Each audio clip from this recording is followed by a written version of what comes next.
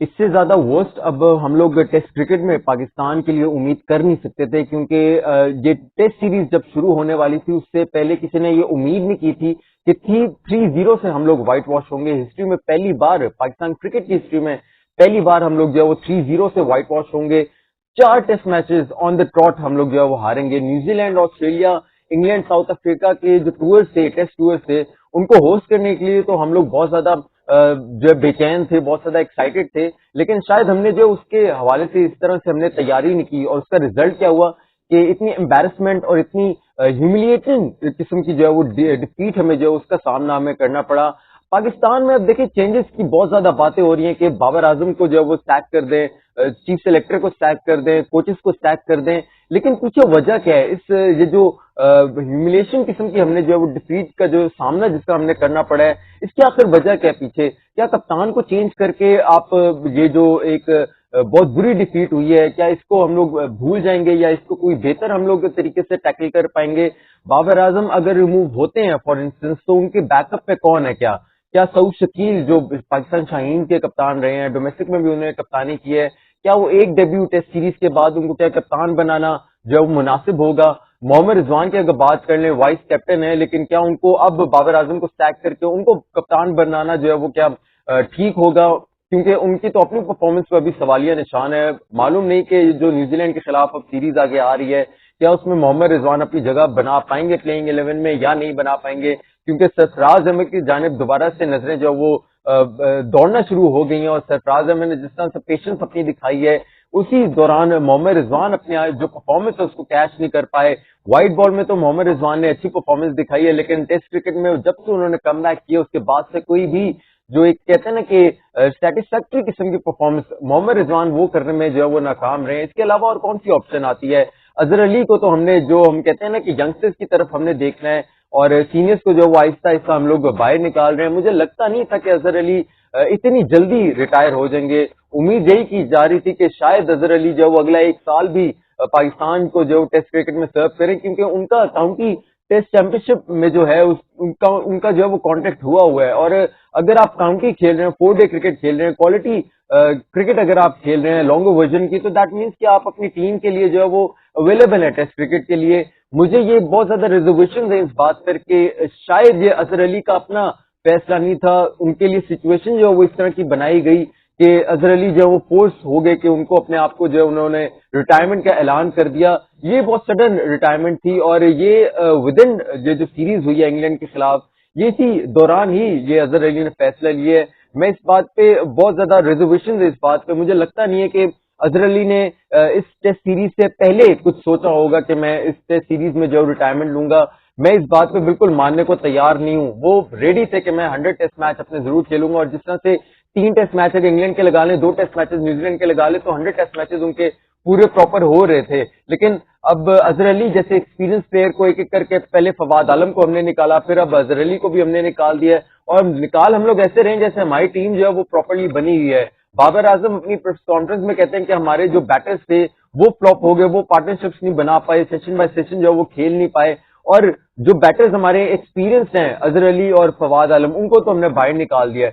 تو ہم لوگ اب کس کو لانے کے انتظار میں ہیں؟ ڈومیسٹک میں تو ہم لوگ فرسٹ کلاس میں تو ہم لوگ دیکھ ہی نہیں رہے. جو ہمارے سلیکشن کرائیٹیریا ہمیں دکھائی دے رہے ہیں وہ صرف وائٹ بال کرکٹ پہ دکھائی دے رہا ہے. محمد وسیم جونیئر کو آپ وائٹ بال کرکٹ سے ایک دم اوپر لے آئے.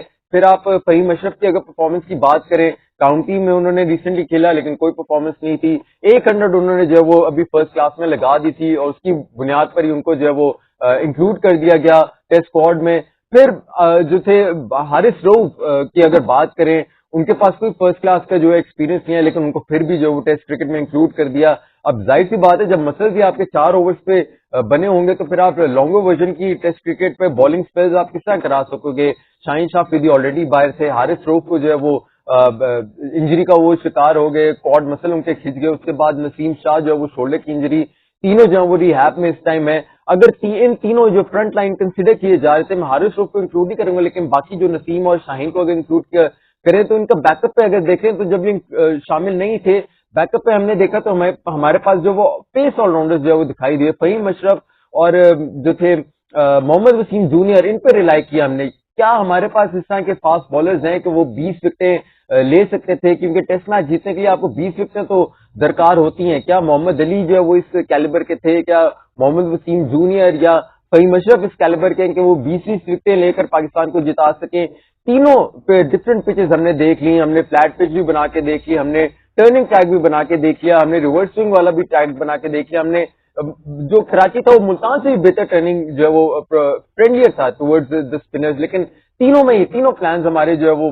فلاپ ہو گئے, کیونکہ انگلینڈ نے جو وہ آؤٹ آف باکس تھنکنگ کی, ان کی آؤٹ آف باکس تھنکنگ اس طرح کی تھی کہ ہمیں سمجھ ہی نہیں آئی کہ وہ کر کیا رہے ہیں, اور اس سمجھتے سمجھتے 3 ٹیسٹ میچز نکل گئے, اور جو ایک پاکستان کے خلاف ایک ورسٹ قسم کی ایک ہسٹوریکل ریکارڈ بننا تھا وہ سامنے آ گیا. اب مائنڈ سیٹ چینج کرنے کی ضرورت ہے. آپ نے وائٹ بال جو پرفارمنسز ہیں ان پہ بیس کر کے آپ نے ٹیسٹ کرکٹ کی جو ہے سلیکشن نہیں کرنی. ہم لوگ انگلینڈ کی دیکھ تو رہے ہیں کہ وہ T10 طرز کی کرکٹ کھیل رہے ہیں, T20 طرز کی ٹیسٹ کرکٹ میں کھیل رہے ہیں, لیکن یہ ایک پورے پروسیس سے ہو کر آئے ہیں. اس طرح نہیں ہے کہ وہ آل آف اٹ سڈن جب ایشیا کپ کے فائنل میں پہنچ گئی یا T20 ورلڈ کپ کے فائنل میں پہنچ گئے اسی بیسس پر جو ہے وہ آپ نے اپنی جو ہے وہ ٹیسٹ کرکٹ کی جو ٹیم سلیکٹ کر لی. اب ڈومیسٹک کرکٹ کو جو ہے وہ عزت دینے پڑے. تو میں یہ بہت شاک ہوں اس بات پہ, کیونکہ چیف سلیکٹر محمد وسیم جو ہے وہ ڈومیسٹک کرکٹ کو بہت زیادہ باریکی سے دیکھتے ہیں اور سلیکشن بھی جو ہے اس کے مطابق کرتے ہیں, لیکن ٹیسٹ کرکٹ میں وہ ابھی تک اس طرح سے انگلینڈ کے خلاف اسپیشلی اس طرح سے وہ اس طرح آ نہیں پائے, جسٹیفائی نہیں یہ سلیکشن ہو پائی.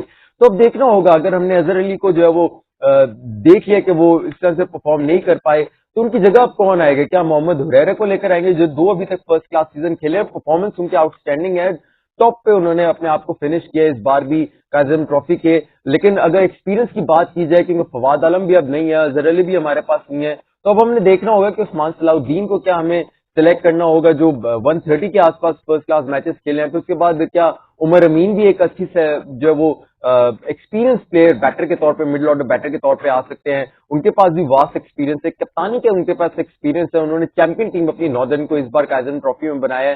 تو اب اس طرح کی چینجز کرنی پڑیں گی, آپ نے سسٹم پہ اپنے جو فوکس کرنا پڑے گا. آل آف اے سڈن اس طرح سے جو ہے وہ T20 کرکٹ سے لے کر جو ہے وہ ٹیسٹ کرکٹ میں ہمیں سلیکشن نہیں کرنی پڑے گی. جو فرسٹ کلاس آپ کی کرکٹ ہے اس میں جو سیزن لگائے ہیں پلیئرز نے ان پہ بیس جو ہے وہ سلیکشن اب کرنی پڑے گی.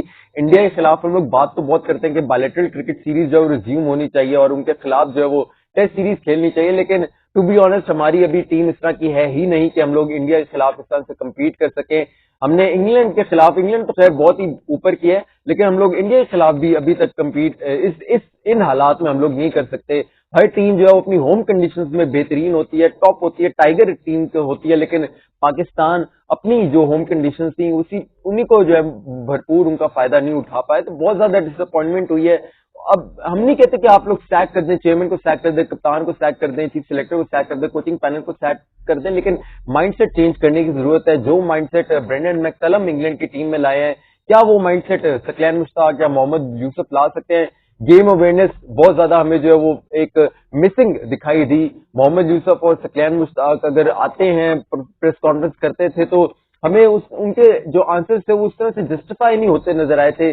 ایک جو کہتے ہیں نا کہ سنگل لائنر یا ایک جنرل قسم کے جوابات وہ ان سے دکھائی دیے تھے, کوئی ایک آؤٹ آف باکس تھنکنگ, کوئی اس طرح کی بات, کوئی ہمیں اس طرح کی وہ دکھائی نہیں دی. تو اب دیکھنا ہوگا کوچنگ پینل کو بھی اپنے جو حکمت عملی ہے اس پر تھوڑا دھیان دینا ہوگا. بابر اعظم کو بھی اپنی کپتانی آؤٹ آف باکس جو ہے وہ اس پر بھی دیکھنی ہوگی, کیونکہ بین سٹوکس یہ جو ناصر حسین تھے انہوں نے یہی کہا کہ بین سٹوکس اور بابر اعظم کی کپتانی میں یہ ڈفرنس تھا مین کہ بابر اعظم نے نہ اپنے پارٹ ٹائمرز کو یوز کیا اور نہ ہی اپنی فیلڈرز کو جو ہے وہ تھوڑی سی ایک ان آرتھوڈاکس قسم کی فیلڈنگ سیٹ کی, جبکہ بین سٹوکس نے اپنی ساری تمام جتنی بھی ریسورسز تھیں ان کو مکمل طور پہ استعمال کیا.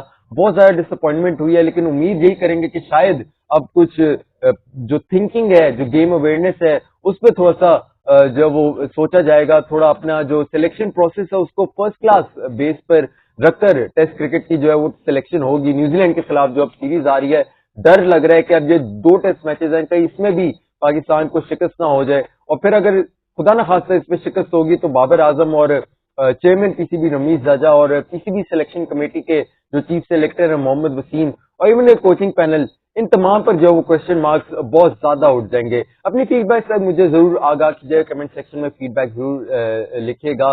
عرفہ فیروز کو اجازت دیجیے, اللہ حافظ.